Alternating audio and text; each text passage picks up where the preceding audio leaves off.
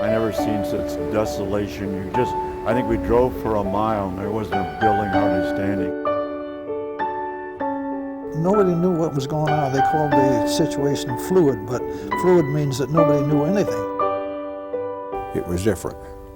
If I had done something else, I don't know what I would have done. Mr. Alan Toms of East Grand Rapids, Michigan, and the interviewer is James Smither of the Grand Valley State University Veterans History Project. Okay. Now, Alan, can you start us off with a little bit of background on yourself and your family?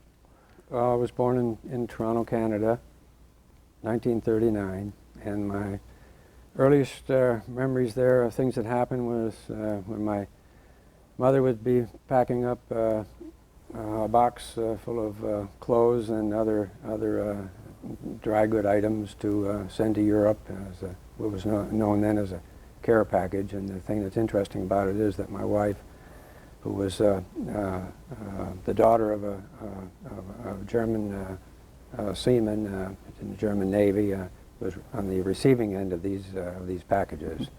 And a lot of my relatives were in the service, and they were all conscripted. I don't really think any of them joined, the best of my recollection, but starting off with my grandfather was in the First World War, and as he said, he remembers that he walked all the way across France during those campaigns, part of the Canadian Army, as an infantryman, and that some of the other things he told me was that his father had served in the English Army because, of course, he was born in England, in Blackpool, and said that his father part of the time was stationed in Pune, India, right outside of Bombay, and where he had won a medal for shooting, which my grandfather had passed on to me, and I'm supposed to pass it on to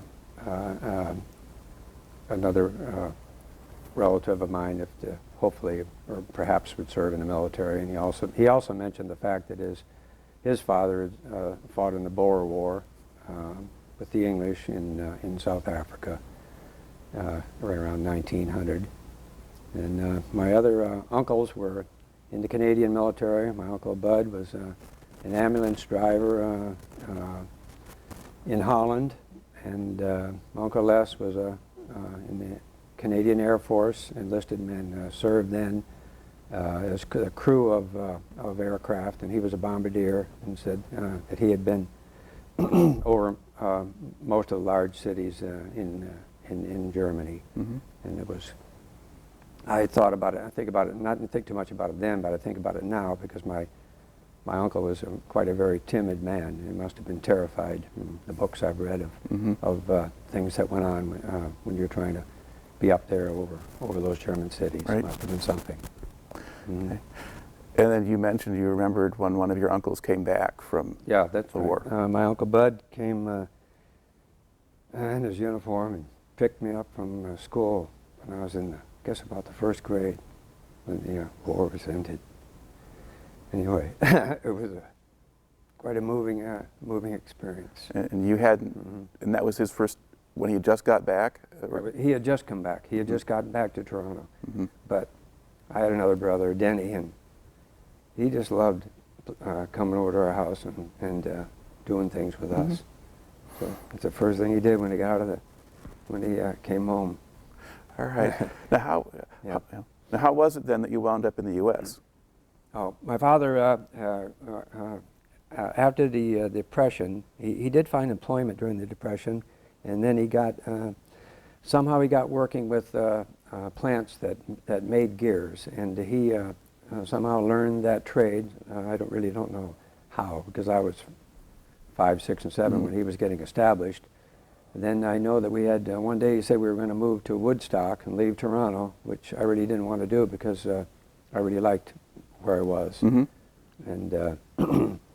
And then, well, we moved to Woodstock, and he was working there at a place called Rollins Gears, and he was a gear specialist. I guess he's self-trained because he was a high school graduate and not any further. But we lived there in Woodstock for 2 years, and then he said we were going to move to America, and he had a sponsor, and he had a job there that was lined up in also relating to the gear cutting industry. And so we moved to urban Detroit, and it was quite exciting because we were dressed differently. In fact, I remember when I came to Detroit, I had leather pants that came down to my knees, and socks that came up to my knees also, and then some boots. And I actually had a coat that had fur around it, fur around the head, around the hood. And that's how I went to school. Yeah.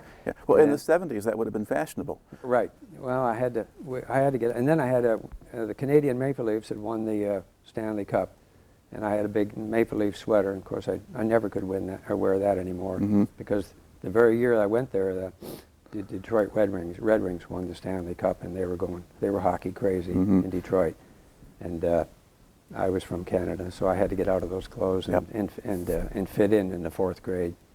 So, and also when I came, they thought I was smarter than what my grade showed, so they put me ahead a half a year because I could multiply by 3 numbers, and they couldn't. And then, but then they found out that I couldn't write. Because in Canada you print till the 6th grade. This was the 4th grade, and so then they put me back a whole year, which was rather embarrassing. So I lost a half a year. So I became the oldest kid in the class, and I was always the oldest kid throughout my high school schooling. But the thing was that in Canada, you end up with better penmanship than you do in America. So I have letters from Canada, and and from my mother and everything. It's a better system. But at the time, I was quite embarrassed. Okay. Now, you eventually move on from Detroit still while you're growing up. Yeah, my dad was offered a better job at Continental Motors, which was in Muskegon at the time, very, very large plant. I think it was about a mile on each side. And once again in the gear cutting industry. But they wanted him to work 7 days a week. And so after about 6 months, he quit that job and found a job while we were living in Muskegon in Grand Rapids at Lear in gear cutting in downtown Grand Rapids. And then we did move to Grand Rapids, and he was once again involved in this gear industry. So I really moved around an awful lot. But looking back on it, was really quite interesting, and we always improved every step of the way. My dad was getting better work all the time, and I was getting older, so it was. Now I look back, it was quite an adventure. And he eventually sets up his own business too, doesn't he? Right. He started a gear manufacturing plant called Gear Research up on Taylor, which is up in Creston Heights, and they were there about 5 years, and then. A couple interesting things there. I worked there when I was 14. I would take the bus down. I would work there in the afternoons in the shipping department, boxing up gears. But one thing that was kind of interesting is that one of our employees was Roger Chaffee, the astronaut. He was a student I worked there over the summer, and so did he. He was a student in engineering at Purdue, and his father worked for my dad too in the inspections department, Don Chaffee. And sometimes we would have too many gears to pack, so he would come out, because he was a student and he was working on the gear cutting machines, but he would come out in the shipping department and help me because we were overloaded with stuff to ship. But they made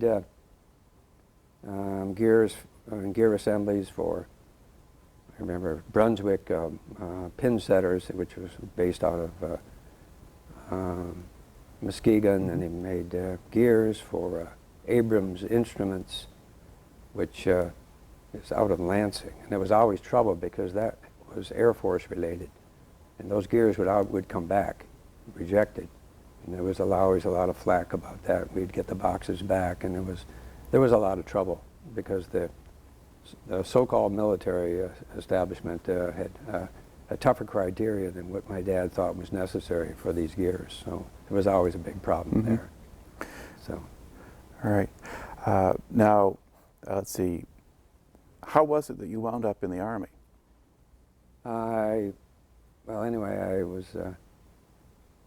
I was a student at Godwin High School, and then from there I went to junior college and in Grand Rapids here, and then I went to Western Michigan University and lived there in Vandercook Hall in the dorm, and my grades were not very good, and I was really more interested in having a lot of fun, and I joined a fraternity, which I shouldn't have done, Tau Kappa Epsilon.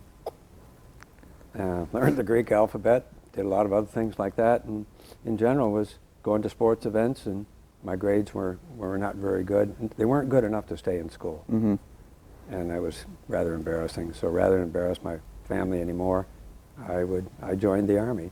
I thought, well, I'll be on my own, and I won't be a problem for my family anymore anyway. So, and I got in a little trouble with the law, minor in possession, doing a little drinking, creating a public disturbance. But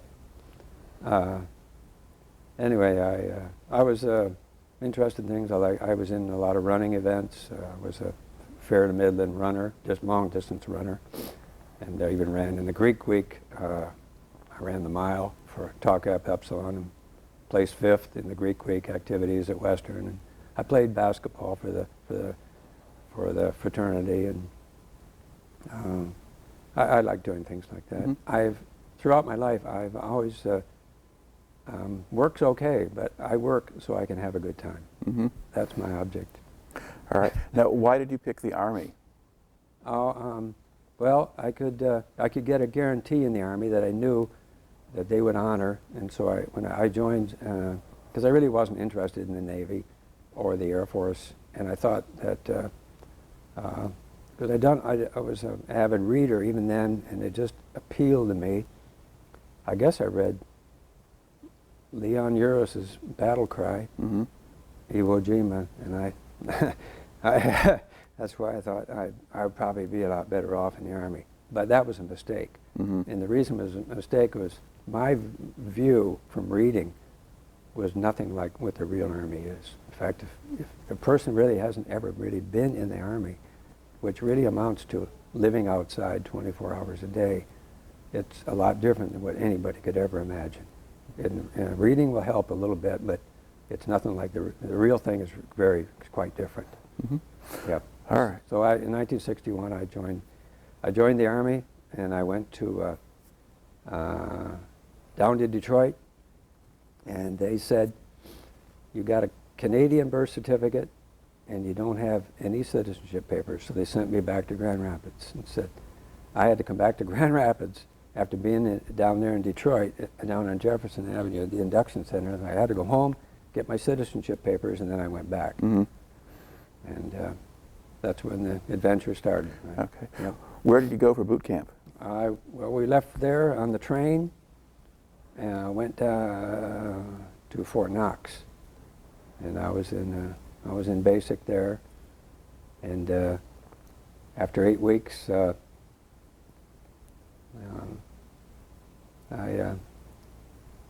got assigned to some other type of training I didn't know, and I didn't really care because they said that I joined the Army for fun, travel, and adventure, and I really didn't care what kind of job I got because I had a guarantee I was going to go to Europe, so in what capacity it didn't really matter to me. All right. Because I already had 3 years of college, and I thought this is going to be an adventure, and in the end it was. Okay. Now, tell me a little bit about the boot camp experience itself. How were they running a boot camp in 1961? Well, they'd stand you out there, and I could tell you it was 3 in the morning, but it was probably about 6. In the rain, and there would be a platoon sergeant there stand in front of you, and he would swear without let up, and he could hardly see us because it was pitch black. We were standing there with our rifles and steel helmets on and all ready to go to the range. But he would tell us in so many words what would happen if we effed up on marching to the range, which was a few miles, not 5 or 10. Took us about an hour to walk there, march there. There's a difference.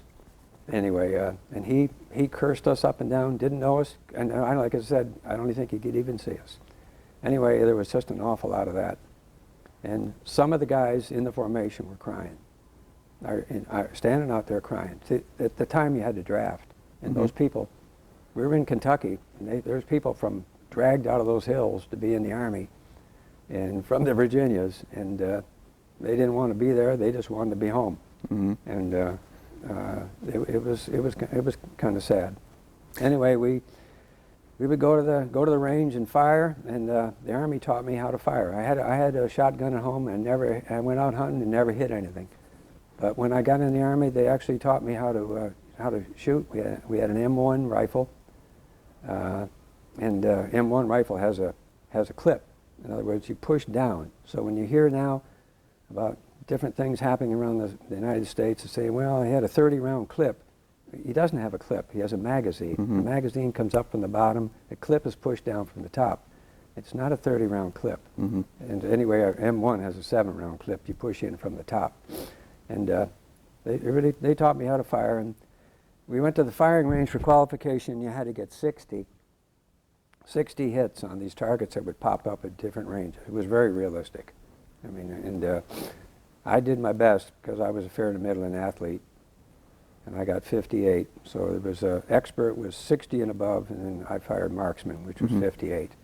And that was okay, because as long as you always try your best, I was satisfied with that. A lot of guys did fire expert though, and it was really quite authentic. Okay. How much did they do in terms of physical conditioning? Well, we had to take a PT test, and I did well. Like there was 5 events, 100 in each event was possible, and you could get 500 maximum.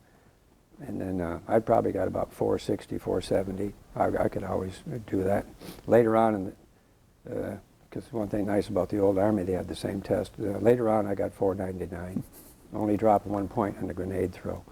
But that was a tough test. You had to run, to get 100 points, you had to run a mile in 6 minutes in fatigues and combat boots. You could have a T-shirt on, but to run a mile in 6 minutes with boots on. And I did that later on when I was, when I was in my middle 30s, almost 40, and I could do that. But you were, I guess, as someone who had been a distance runner and things like that, you were in reasonable condition when you went in, so you could handle it. I was in excellent condition. Yeah. Okay. And how did you do in terms of adjusting to the discipline in the Army? Not very good. I don't know, call it whining or complaining. I wasn't the best soldier, but they always knew that if they needed something done, if they needed somebody that could shoot or run or join a team, or be on time, or to be accountable, I was good at that. At those days, you had guard duty, you had KP, and on KP there was about 6 different jobs, and the job that I quickly jumped right into was pots and pans, and the reason I did that would be just to avoid the wrath of the people who worked in the mess hall, because even the privates would be just all over you, swearing at you, and they wouldn't hit you, but they would just get in your face, even though they were just PFCs, but they were cooks, and they would just be all over you. But all you had to do in pots and pans was keep those pots and pans clean, keep that soap hot, keep a lot of suds in there to break down the grease, and they would stay out of your face and off your back. You didn't want to be the outside man because you froze to death outside washing garbage cans all day long. You didn't want to be a DRO, dining room orderly, because they would just be all over you. You couldn't put those salt and pepper shakers on those tables the right way. No matter how many different ways you did it, it was wrong. And they would just be all over you all day long. You're just constant yelling. And I was buried in suds with those big gloves up to my elbows in peace for the entire day.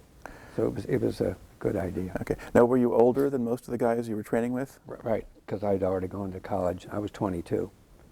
And coming down there on the train, they had a club car, and everybody was drinking. But I liked to drink, but I didn't drink because I didn't want I didn't want to go into basic with a big hangover. Mm-hmm. And then when I was in the reception center, for a week at Fort Knox, that's where you take these tests, and these tests govern what kind of job you get. And then by then I was starting to think maybe I should start trying to do things right. So even though they were drinking and running around on post, and because there wasn't much accountability when you're in the reception center. So the people, they drink and they carouse and they just go out all night long and just raise hell in the barracks. But I got a good night's sleep before these tests, and these tests were 8 hours solid. And what you come out of there is out of that test with, it's a combination of math and English. And what you come out of there is your GT score, General Technical. You carry that with you the rest of your Army career. And I got 126, and that's one of the highest scores they'd ever seen. I never ever ran into anybody that had a higher score than that. Mm-hmm. But I had 3 years of college, and I was sober and I was ready. Right. And I went in there with a good night's sleep, and I got a great score. Okay. So I got offered jobs later on in the Army, and they always said, "You have a high GT, Toms." You didn't even have to prove, or just they didn't have to go around and act smart. They knew that just by looking at my paperwork. Right. So, and that helped me. Now, what kind of training then did you get after boot camp? Well, after I had hitchhiked home on Highway 31, which they said nobody is to go out there in your uniform on Highway 31 and hitchhike home for Christmas, which I immediately did. Hitchhiked home, went all the way home, didn't pay a cent, because I'm English and I'm cheap. And that's how I accumulate money. That's why I have money. And then when I came back, they said, "Don't you bring a car to this post." I brought my car to the post. And I hid it on the other side of the post. And on the weekends, when I was in AIT, Advanced Individual Training, I would go over to the bus station. There'd be 200 guys trying to get to Louisville. And I'd say, anybody wants a ride to Louisville, give me $1. So I'd fill up my car with people, and for $5 or $6, and you could drink I could drink for 2 days on $5 or $6, because drafts were 10, 15 cents, maybe a quarter. Mm-hmm. Anyway, I reported there to that AIT, and I saw these guys outside sitting in the snow, in their winter outfits on. They were sorting brass. It was 50 caliber brass, links and brass. And I thought, my God, I'm in tanks. Mm-hmm. And I thought, this is going to be bad. And that's what I was. And they had M48 and M60 tanks. And that was the training that I got, 8 weeks of tank training. All right. Now, what does that consist of? Do you learn all of the jobs in a tank? Well, or we do you learn get how to special- drive a tank. Mm-hmm. We learn how to we have classes on tank communications, tank radios. And then we fire the coaxial machine gun. That's a machine gun that's mounted on the tank. You have a main gun. Mm-hmm.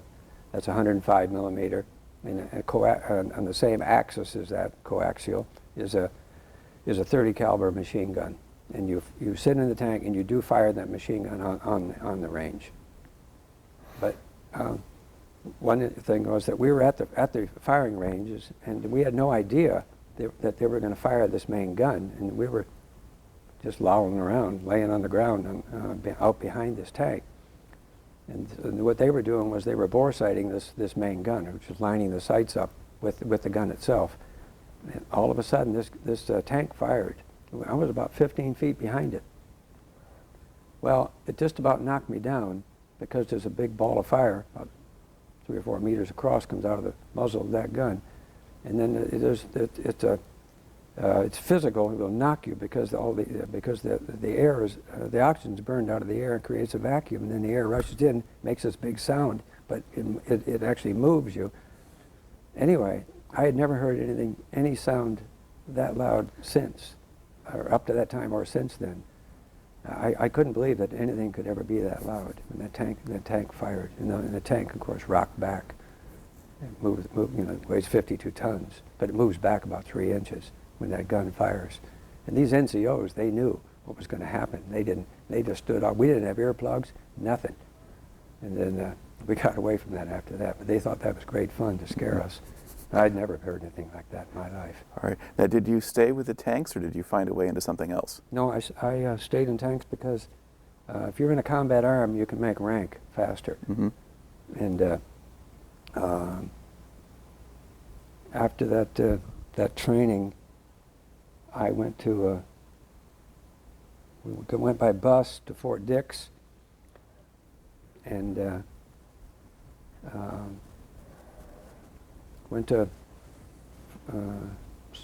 the gym. Saw Chubby Checkers there, live. We didn't have any civilian clothes then, live.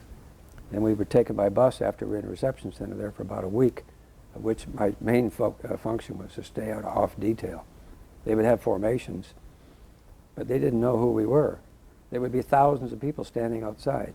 And me and some other people, we just wouldn't even go to the formation, because we knew at the end of the day, on the board, they would have a list of people who was shipping out. Because from there, you would go by bus to Brooklyn, get on the ship. So then they would just keep you busy all day long, working in the mess hall, working in the barracks. So we would just go and stand behind the barracks somewhere in some other company. Well, our company was having formation. They'd take all these people out for detail. Then we would appear, and we would go hide in the barracks and mess around the whole day until 5 o'clock came, and you go and see if your name was on the list to ship. And you just avoided detail. Anyway, finally my name was on the ship, and we got your duffel bag, got on the bus, and we went on the bus, and we went to Brooklyn, down to the docks, going all the way through Brooklyn. It was exciting. This is Brooklyn in 1961. Mm-hmm. Actually, it was 62, because it was February. We got there. On the docks, they had a band playing When Johnny Comes Marching Home Again. It was really something. So you got a send-off. Yeah, it was something. They had, and the next band I heard was when I got on the ship going to Vietnam. Yeah, a little different. Yeah. Anyway, we got on the ship.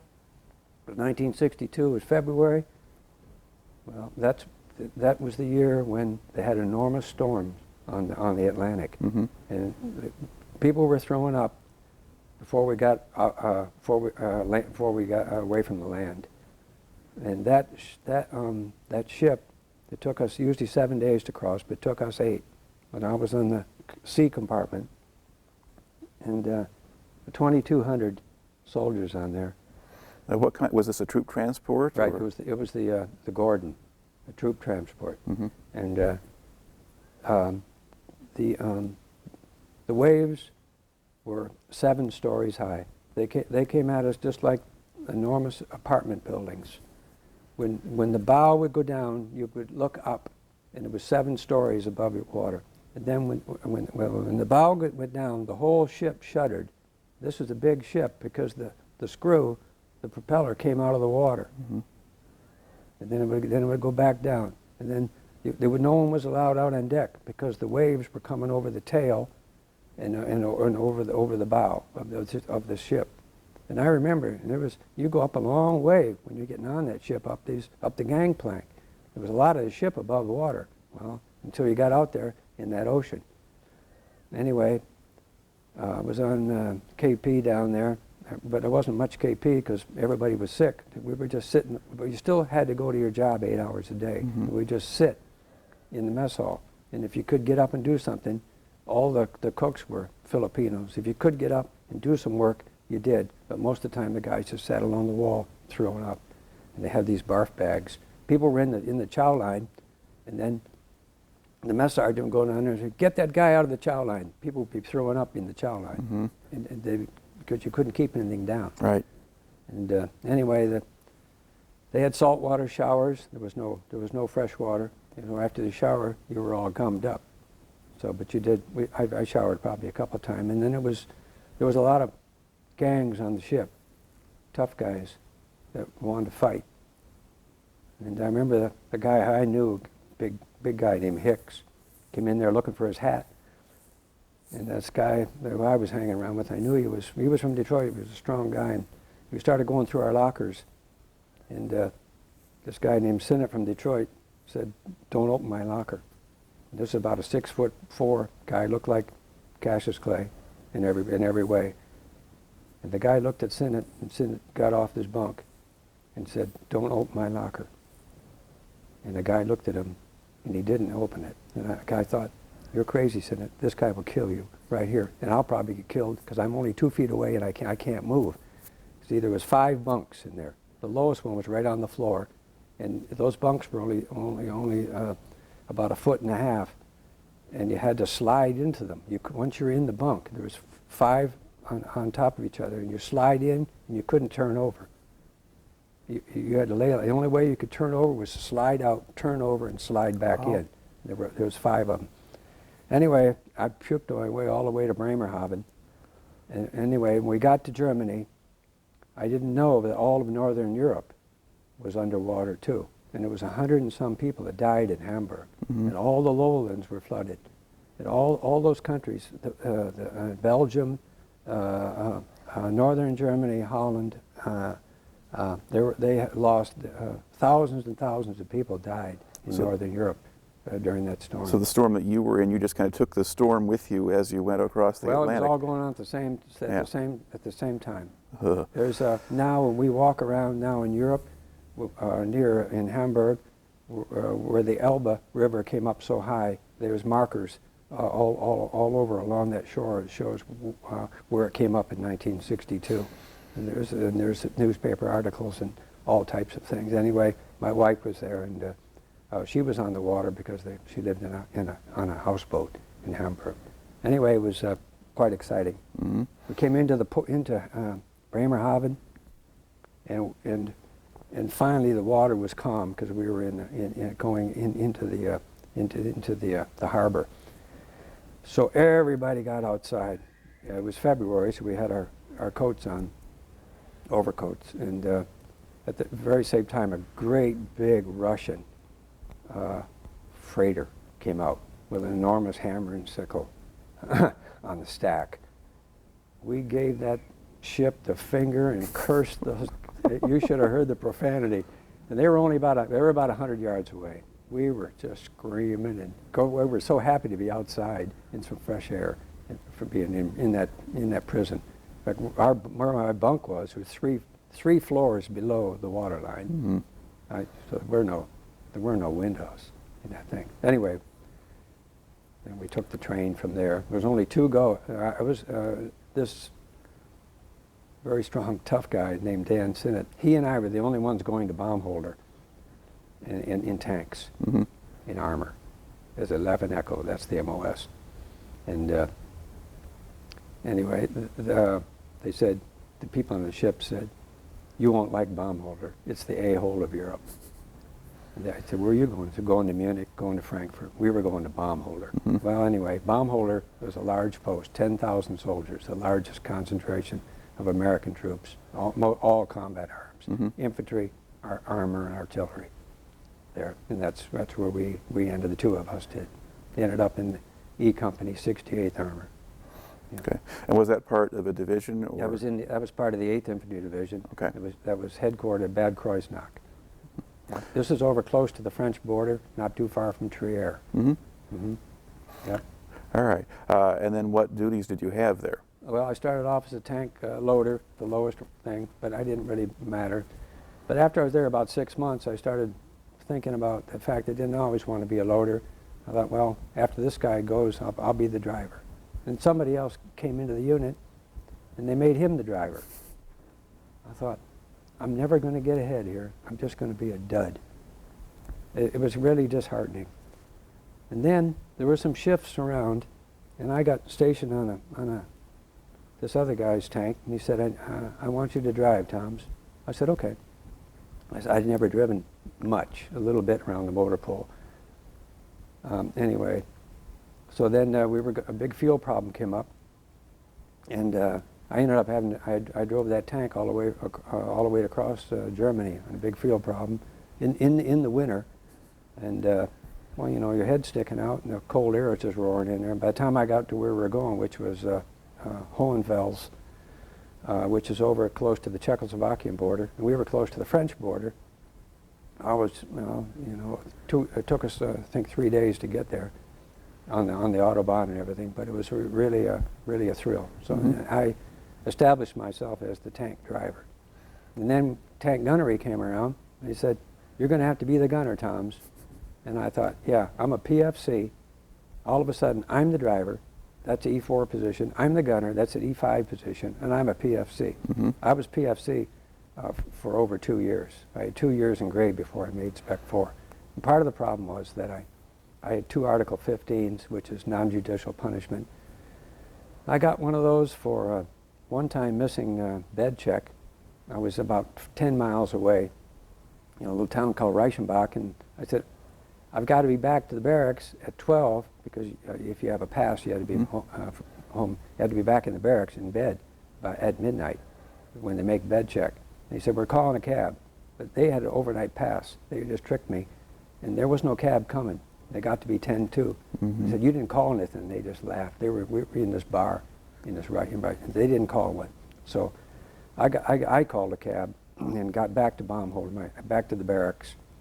I lived in the barracks for 8 years. Anyway, and that's not fun. Anyway, I got an Article 15. They didn't want to. I told them my story. They didn't want to hear it. So I got 7 days shoveling coal as my punishment, because every room had a coal burning stove, and that's how we kept warm. So if your room was cold, you got some wood or you got some coal, and you made it warm. You didn't just turn up the heat or go and complain to somebody. And then another time I was up at 5. That's when they got you up, and reveille was at 6. So I was up, fully dressed in my clean fatigues with my spit-shine boots, had already made my bunk, buffed the floor, and I was buffing the floor or something, and I didn't hear him yell outside. They had the formation at 6. I looked out the window, and there were 150 of them standing outside, and I'm standing in the room. They said, "You missed formation, Toms." I said, "I was buffing. I didn't hear anybody yell outside." Once again, another Article 15, another 7 days shoveling coal. So then I went in there, and I said, "Do you have anything?" The first sergeant asked me if I had anything to say, and I said, "I was buffing. I was up fully dressed." And he told me to shut up and get out of the orderly room. That I was getting Article 15. So I did just that. So anyway, that's why I was with PFC for 2 years. And then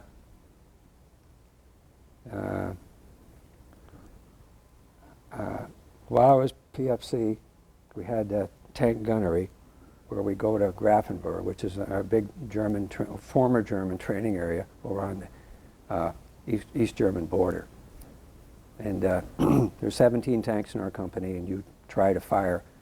You have run a day course, and you run a night course, and they keep score, and it's an honor to fire high gun in the company.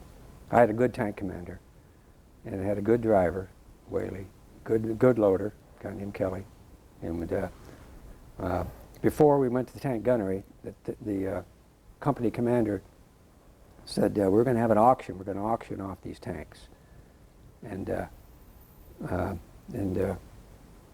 going to have a contest, and the tank that wins will get half the money, that wins the competition, and the guy who buys this tank at the auction will get the other half of the money."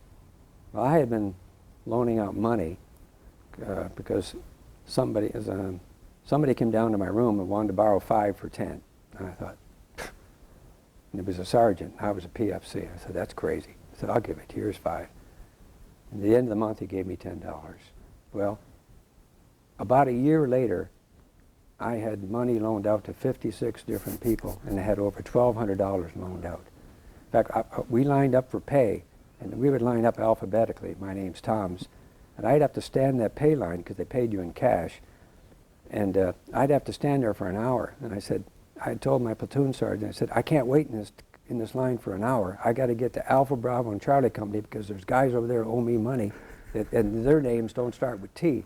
There'll be A, B, and C. They'll be down in the village, drinking, spending money on those women." That's a, I was going to use the other term. At any rate, it starts with W.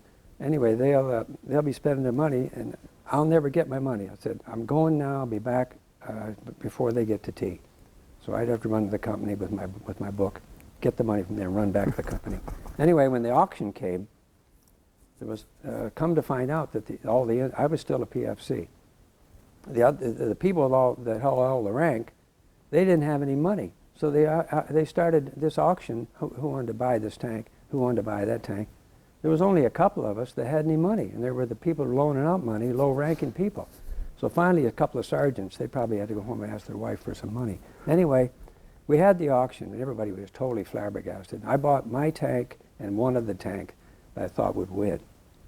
So then, anyway, to make a long story short, we won. We won the tank gunnery. The combined, we were in second place after the day run.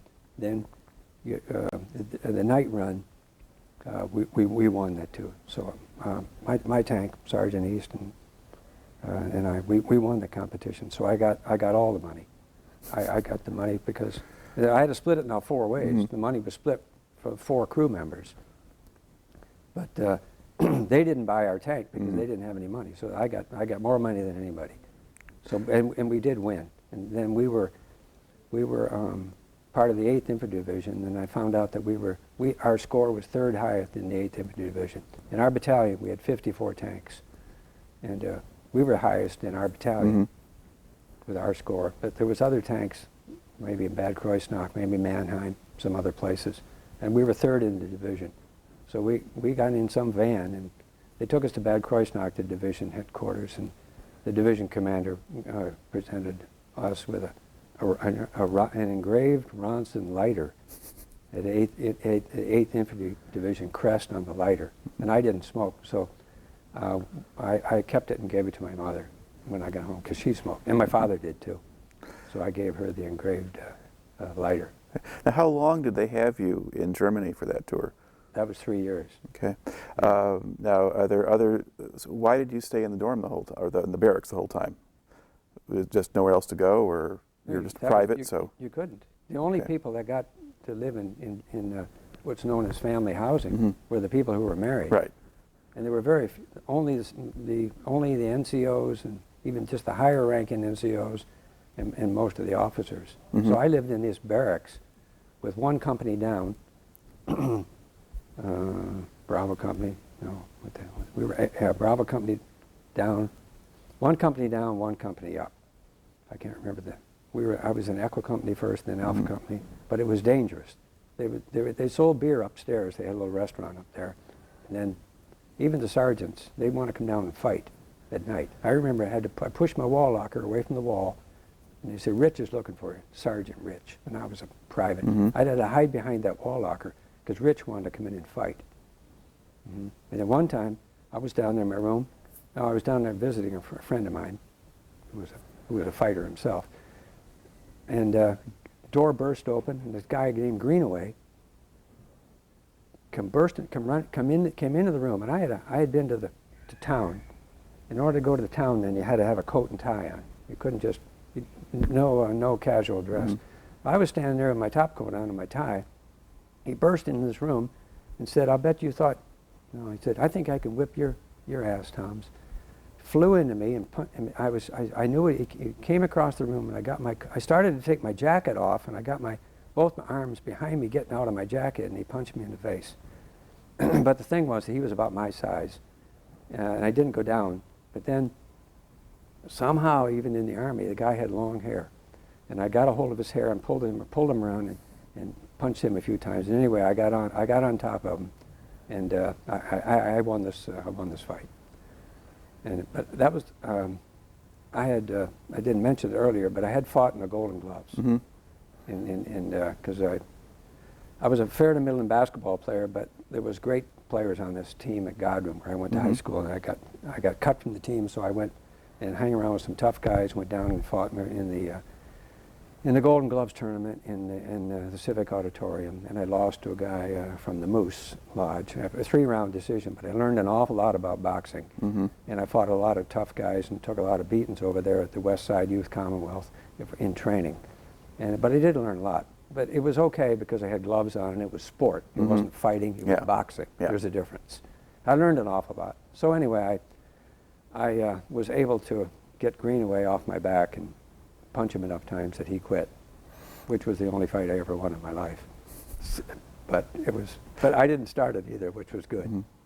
Did you get into many fights, or did you mostly just to stay away from them? Most of the time I tried to stay away from them. One time I was with this tough guy who was on the ship, Sinnott, and we were in Eder Oberstein drinking, and we had gone outside, and I didn't know he was such a fired up guy. I knew he was probably the toughest person I ever met in my life. We walked down the street, and there were 3 black guys standing there. We just walked between them. And I just walked between them on the sidewalk, and one of them said something, and Sinnott hit this guy and knocked him out in the street. I thought, are you crazy? So then, the 2 of them, the guy later didn't get up. They took off, running down the street the other way. I said, they're coming back, you fool. We ran, we took off. We were all dressed, I had a top coat on, tie, coat. We ran down and hid behind some houses. They came down the street, and this is no lie, there was 5 of them. Anyway, they came around the corner and they found us. And the guy came up to me, huge guy, got me in a headlock, started punching the shit out of me. Anyway, I just remember Sinnott knocking people down.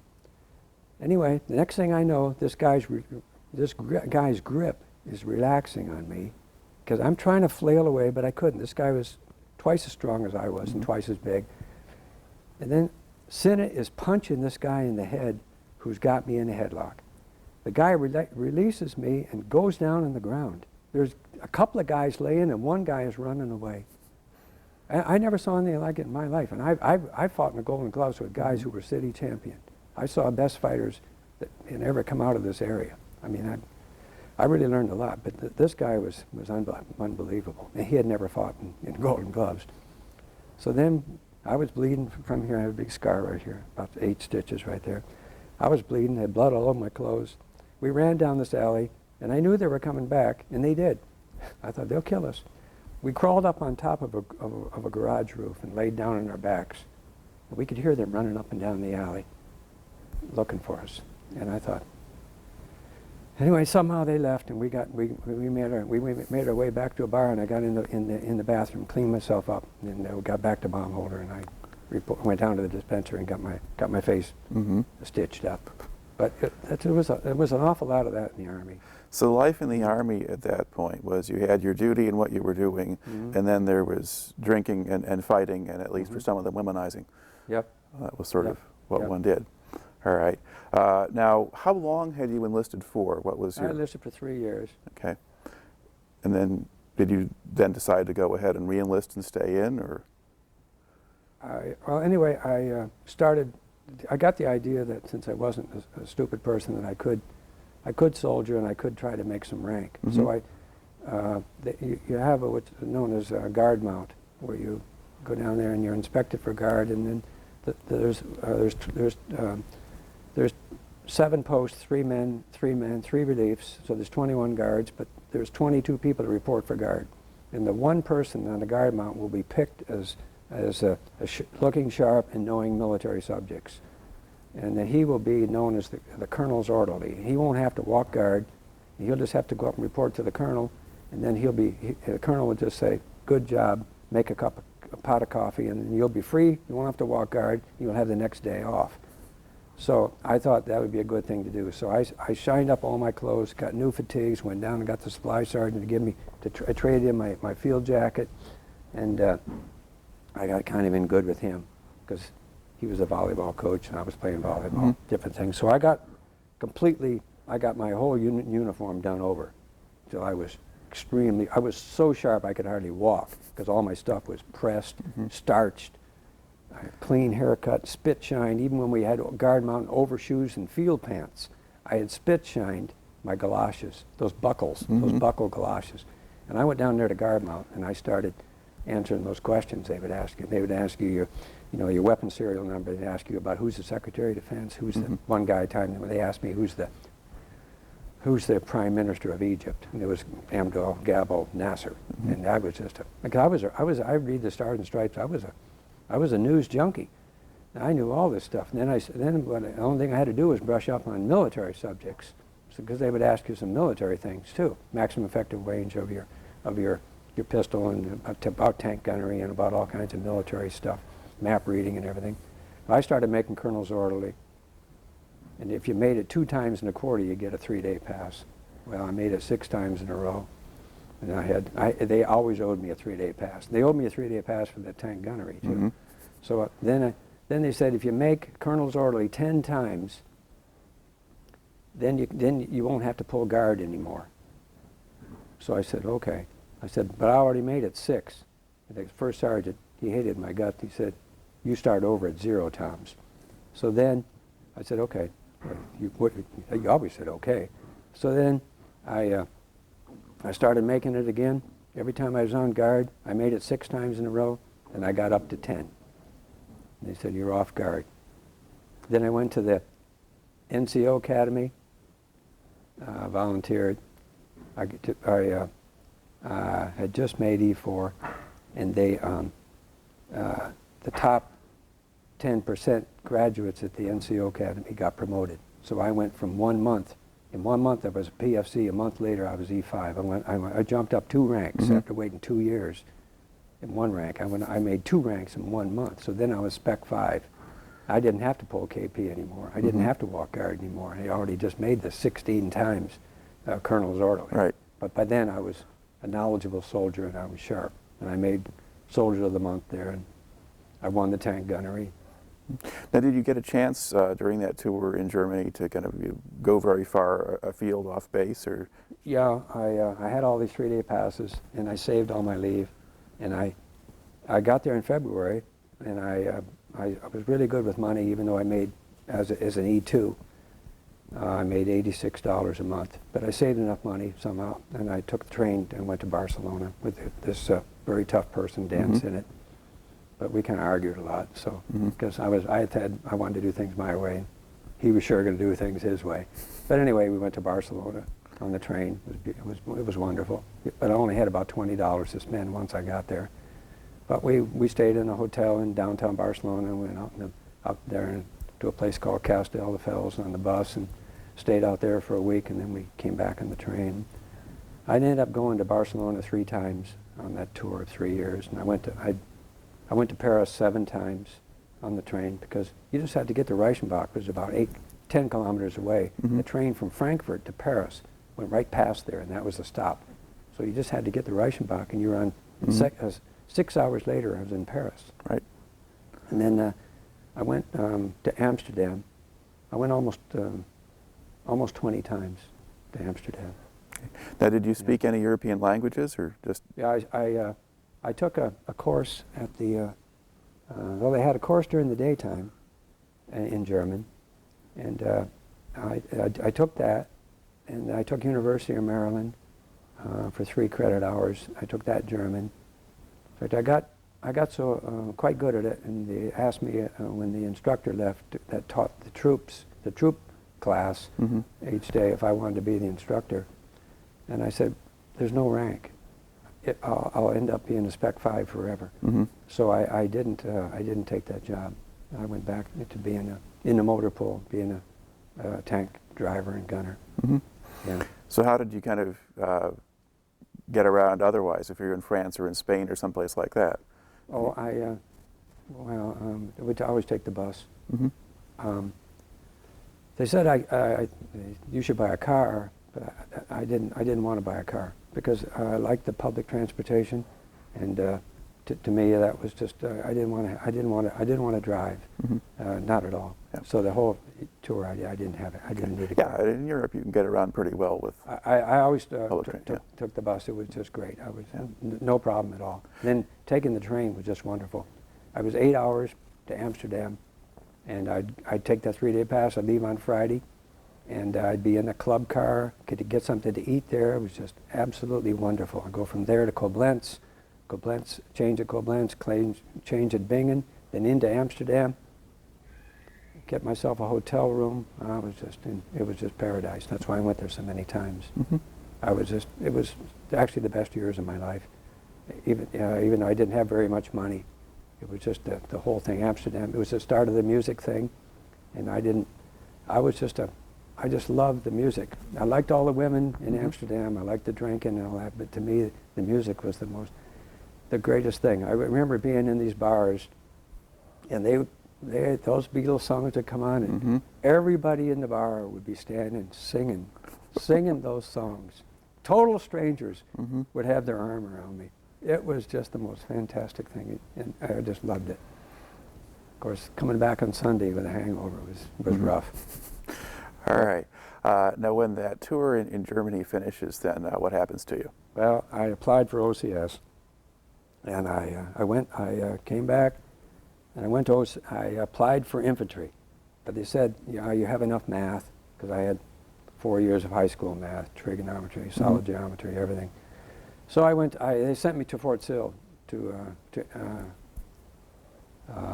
artillery OCS, 6 months course. I was there 4 months, and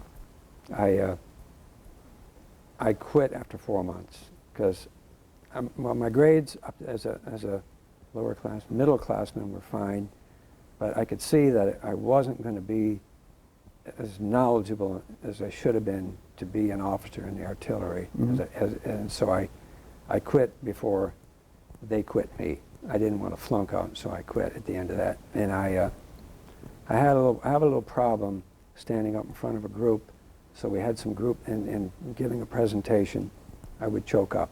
And I did that a couple of times. I thought, I have to get over this.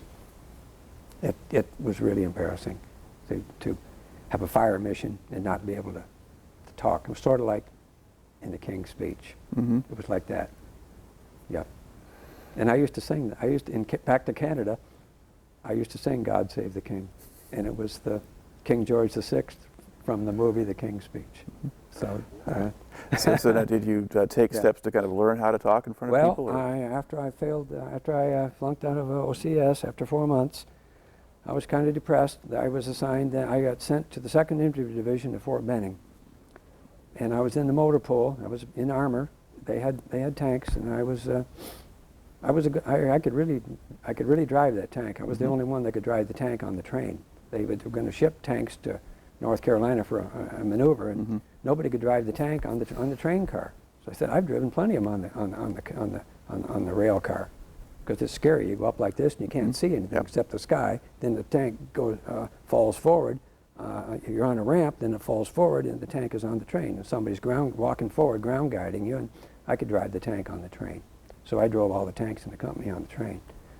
Anyway, they asked, did anybody want to go airborne? Because there's an airborne class, and they've got 900 people, and they need 50 more just to fill up the class. Even though you guys are in armor, do you want to go airborne? I said, hell yes. After that OCS thing, I thought, I'm ready. I'll jump out. I'll do anything. Because I was just kind of depressed with my accomplishments. Anyway, I went to that airborne school, 900, and that was tough. I was really good. I was a real good athlete. But that airborne training was tough. And I almost didn't make a certain part of it because I had trouble doing this PLF, parachute landing fall. You're hooked up in a harness, you're swinging back and forth, and then they drop you. And you have to hit and do a perfect parachute landing fall. And I was borderline there. But finally, on my very last one, I'm giving you one last chance, Toms. You hit this one, and you're going forward. I hit it. I got to go. Then, anyway, up there, 64 jumpers. It was unbelievable, unbelievable. Opened that door up, jumped out of that airplane, jumped out twice on my birthday. I'm not even in there. I'm not even in the infantry. Jumped out twice on my birthday. I'll tell you, it was exciting. Now, how old were you by that time? 26. Okay. Yeah, 25. Yeah. Anyway, I made Soldier of the Month, Battalion Soldier of the Month. They went to train in Fort Bragg, North Carolina. They said, we don't want you to go with us. You stay back and study for Division Soldier of the Month. I said, okay. So I stayed back and studied. But then Then Vietnam picked up. The 11th Air Assault were changed to the 1st Cav. I never ever did go up for Division Soldier of the Month because I got sent over there to the 1st Cav. And I was back to being a nothing, which I got assigned to this company, and I was a Spec 5.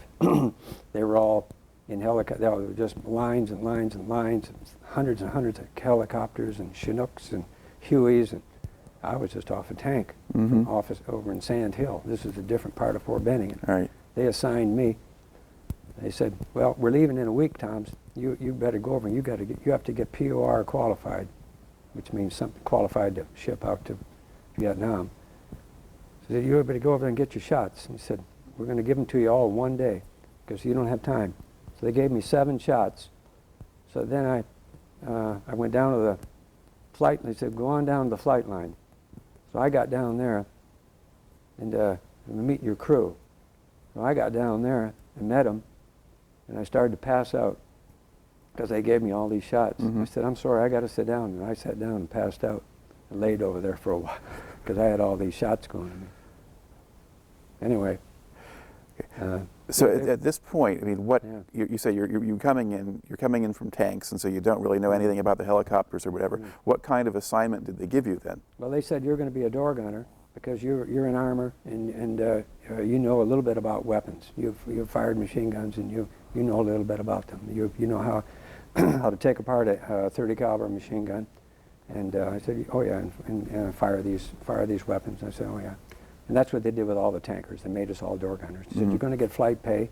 And for years, I made 99.37. Now I was a Spec 5. I was making 210. And then to make another $80-some flight pay and be a member of a flight crew, I thought, this is really special. So that's what I did. And then we just like in the movie with Mel Gibson there, we were soldiers. We were young. In a week, we took the bus to Charleston, South Carolina. There was a band playing when Johnny Comes Marching Home. We got up on that, took that ship, got on there, and they said, "You're in C compartment." And I thought, I remember that. That's KP. I said, "I don't pull KP. I'm a Spec 5. See, I was still mouthy. And he said, "You're going to be a KP pusher. You report to the mess hall. You'll be in charge of the KPs." I thought, so the whole 30-day. We left, we went down past Cuba, through the Panama Canal. It was exciting. Landed 15 days later at Long Beach. And it's not like the movie, everybody gets off, goes in town, and gets drunk. Said one person from the platoon, it was a 30-man platoon, gets to go in. Of course, it was the Kiss-ass Schoenborn. He got to go into Long Beach. The rest of the other 29 of us, we just stood on the deck looking at Long Beach. So we were there for a day. They just fueled it up and did what they cooked more food on, whatever, and then we left for Vietnam. 15 days later, it was just like a big lake. Yeah, we fired the machine guns off the back and our pistols, rifles, fired everything off the back deck. We did PT on deck every day, and of course we were down in the kitchen. It was a little bit better because I was a Spec 5. It wasn't like the first trip. It was no trouble, no fighting. And then we got to Vietnam, and they stopped that. You could just barely see the shore. But one thing I could hear cannon fire. I could hear boom. I thought, my God, boom. What did you know about Vietnam at this point? Well, I was a phys ed major in college, and I was a geography minor. So I knew right where we were, and across the international date line. I knew what part of the world we were in. I knew that we'd been there before. I knew about the French and Dien Bien Phu. I knew the history, and I knew about Ho Chi Minh, and I knew about China. The reason we went to Vietnam was justified, bona fide, and the reason we went there was to stop the spread of communism, because communists were in Cuba. They were in all the European countries. Communist parties were very big in France, Italy, Spain, Greece, even in England, and they were all over Central America, and of course China and Russia, and they were in North Vietnam, and that's why we're in South Vietnam, to stop it. That was far enough. That's why we were there. And it was I know the premise with the Gulf of Tonkin incident and all that was phony. But we were in there. I wasn't running that. And anyway, we got off that, came down those cargo chutes with all that equipment. I had that M60 machine gun. I don't even know how I carried all that because I weighed 100. You know, I fought in the Golden Gloves at 126. Well, that's what I weighed when I came off that ship, and still do. Anyway, got in that big landing barge, and I just remember laughing a lot because I never thought we'd ever go over the edge of over the side of that ship on a cargo net. Anyway, I crawled down there, and somehow I ended up in the front, the landing barge, and standing behind, I thought, must be the colonel. And can't remember his name, but we had a horse. I should remember his name anyway, because he was kind of eccentric. He was kind of a famous guy. And he'd been in the cavalry for a while, Yeah, so he had a horse. And I was just somehow standing behind him, and just fate. And we got up to the shore, and that big door came down. Everybody walked off in about a foot of water. And we walked in there, and there was television cameras and photographers and everything. And we went through there, and I just looked around, and I had no idea that was ever going to be on the front of a magazine. Went and got in there on a C-124, and we flew to Ankh. And it was dark when we got there. I didn't have any idea. So you all set up your tents. And every man had a shelter half and teamed up with somebody and put up a pup tent wherever you wanted to. And the next day, they were all over the place, jumbled up, not very military. So then after that, the next day we got up and we had to line them all up, which was natural because we were in the Army. So we used those pup tents for about the first 2 months. But it rained every night. And every night, rain would just come through the tent. You have to get out of your sleeping bag, hold up all your bedding, and squat inside that pup tent while that rain ran through the tent. And then you'd lay it back down again and go back to sleep. Yeah. Now, did you have air mattresses? We had air mattress. So once but that for some floodwater reason, went away, you would could put it not back keep down. you off the ground high enough to stop that water from Yeah. soaking that sleeping bag, because they were hanging all over the next morning. The thing was that the very first morning, it was so different. It's like when you go from Michigan to Florida. The fauna, the trees, everything, the smell, everything. When that sun came up the next morning, it was a lot of misty, and I thought, and it was just like it's such a strange thing. I'd never ever been to anything like that, except maybe Florida a little bit, because I'd gone down to Florida, hitchhiked down there actually. And then I saw a line of about 200 or 300 Vietnamese workers in those conical hats in black pajamas about 500 yards away on the other side of the airstrip. I thought, God, this is really the Orient. And look at these strange people. It was really something. And the smell, that ground was red, and it smelled different. Because everything smelled different. And then, anyway, the Ankh, where we were, was a big circle with all the units around the circle. And in the center was 435 helicopters, including 6 of those flying cranes, those big grasshopper-looking affairs. Yeah. And the first day, they started flying, and they said, well, you're just going to be on standby, Toms, because we don't have a crew for you. There's 10 helicopters in our platoon, but you're going to be an extra, but you can fly right now. So the first day, I went over there, and they showed me about the rockets and the M60 machine guns, and I was in charge of loading up these rocket pads, 7 rockets on each side, and then you had 2 M60 machine guns that were belt-fed on each side, and then the crew chief, he had an M60 machine gun, and I, the door gunner, had an M60 machine gun.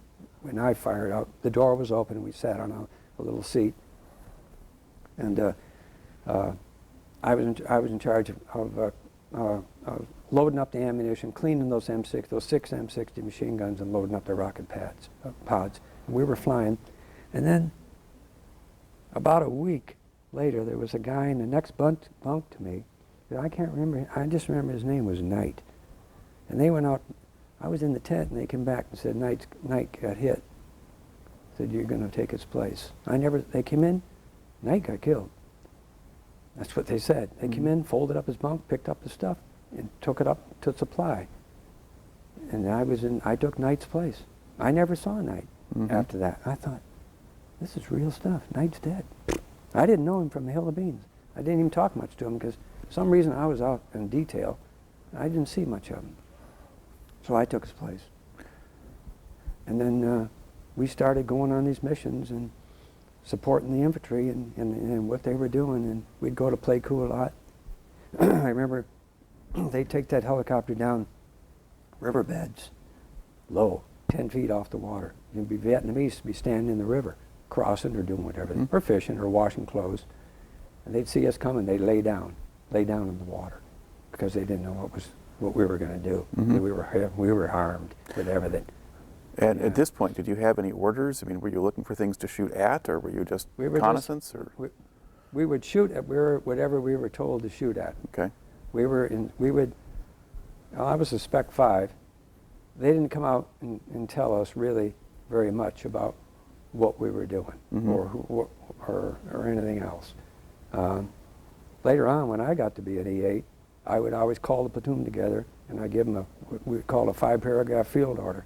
Situation, mission, execution, logistics. I can't remember all 5 parts of it, but I would tell everybody what's going on. And I said, the reason I'm telling you guys is to bring you into the play so that you know what the hell is going on. This isn't just boredom. You know, even if it is just a field problem, you still have situation, mission, execution, 5-paragraph field order. But no one ever gave that to me, so consequently, most of the time I was ill-informed. I didn't know what was going on and what units of the enemy we were supposedly engaging. Okay.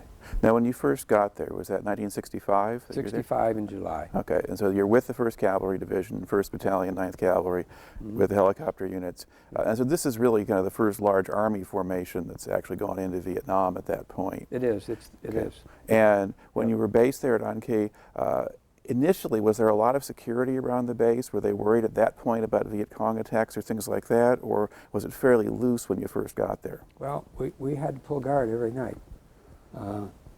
You'd have at least 2 hours in a foxhole with sandbags around it, close to where our tents were. But that was what was known as the inner perimeter. But then they had an outer perimeter, which was up the hill, out further. But I never got assigned to the outer perimeter. So we were the second. We were the second line of defense. But sitting out there on guard. And I don't know, there was just at night, you'd be looking into, and there would be shadows and things, and it was scary because, I mean, these people could crawl up on you. See, when I was a kid, I used to do that. When I was a kid, I was always the Indian. I mean, that was my bit. I would crawl up, and I could tell you an awful lot more stories about, even in the Army, when I was at the NCO Academy, how I was really good at crawling up on people and sneaking up on them, especially even in the daylight, because as I said before, I was always the Indian, and I know these people could crawl up on you in the dark, and all of a sudden be right on you, and you'll be overwhelmed really quick. So I didn't have any problem with falling asleep on guard. I had a problem with every shadow. It was something. And there was a few times when we parked these helicopters out on different operations where I said, well, you're out on guard, and here's this great big helicopter sitting out there on a dry spot in the middle of a bunch of rice paddies. And I thought, my God, I'm out here all by myself. Everybody else is asleep. 2 helicopters by themselves. In the daytime, there's all kinds of Vietnamese. And then they kind of fade away. Well, who knows who they are? They can be sneaking up on you. So I'm kind of hustling around there, you know, moving around these 2 helicopters for my 2 hours. Then I'm supposed to go to sleep. I was a case of nerves because I knew that they could, anybody that was armed with even a bow could sneak up on you and kill you in a minute, just with a bow, not even a real weapon, and or even a spear. And there was people who had, you know, we were as near us, over by Pleiku, 50 miles away, just not very far. There were mountain yards, and they had spears. And you'd see them all the time, just primitive people with a loincloth on, and that was all. They'd be out tending some kind of little plot of ground they had growing some things. So I was really kind of terrified at night. I was glad when it finally got daylight and you could see. Now, did you actually get people infiltrating the base and doing damage, or? Well, they did, but not only one time. It was a Hong Kong mountain. And one time we were woken with a lot of racket up, and they had gotten up on top of Hong Kong mountain, and there was a platoon of people up there all the time, and they attacked them. You could hear a lot of things going off and see some flashes of light, but they were repulsed by the people in the first Cav. Okay, but the base that you were actually on did not really get infiltrated It never or penetrated. ever did. Yeah. Although, you know, we were just sitting there. Everybody knew where we were. There was 25,000 troops. It was an enlarged division. First Cavalry, the entire division was in one big circle. Yeah. And we were sitting right there. Oh. I mean, everybody knew. Everybody in North Vietnam and in China knew exactly where we were sitting. But there may have been a certain amount of safety in numbers there against that kind of infiltration. Well, there was, and we had, like I said, two perimeters. But I mean, I just had an M16. I wasn't armed with anything special. And at night, you don't have much in the way of fields of fire. Somebody can be up on you in a minute. Right. Now, did you have Vietnamese working on the base in the day? Yeah, we had